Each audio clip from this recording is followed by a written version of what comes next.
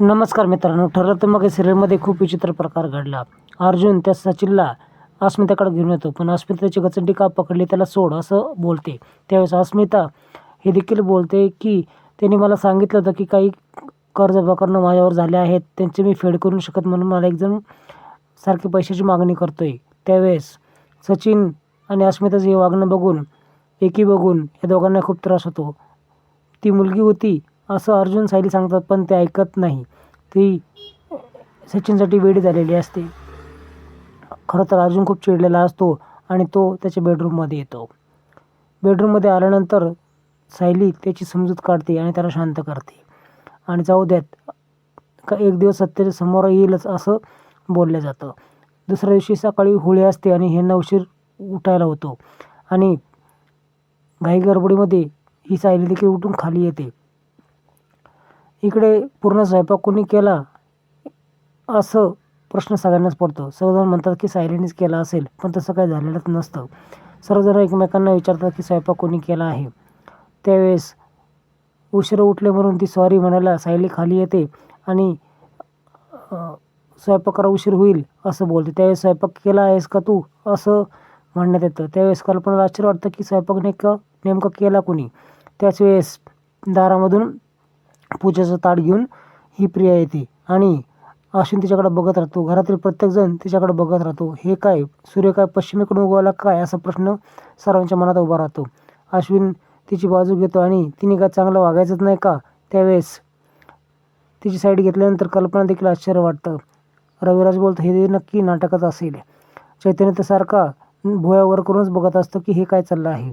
पूर्ण आजी म्हणते की आज काहीतरी नक्की विचित्र घडत आहे. आता मी स्वयंपाक करणार आहे, फक्त पोळ्या करायच्या बाकी राहिल्या असं ही बोलते. अश्विनला खूप आनंद होतो, पण अश्विन तिची साईड घेतो म्हटल्यावर रविराज आणि सर्वांनाच त्रास व्हायला लागतो. आता ही सायली अंदाज लावते की नक्कीच ही प्रियाची नवीन गेम असणार आहे. अर्जुन देखील तिच्या होकाराला होकार देतो आणि नागराज पकडला आहे ना, त्यावेळेस आपण पकडे जाऊ नये म्हणून चांगलं वागत नाटक करते. आता प्रताप अस्मिता खाली का नाही आली म्हणून विचारणा करू लागतो. त्यावेळेस सर्वजण तिच्याकडे जातात. खरं तर जायफळची पावडर जास्त गेल्यामुळं तिला खूप झोप लागलेली असते. त्यावेळेस दुधातून गेलेली पावडर असू शकते असा अंदाज कल्पना येतो आणि सचिनला ती बोलते की मध्ये मध्ये करायची काहीच गरज नाही, आम्ही आमची मुलीची काळजी घेऊ.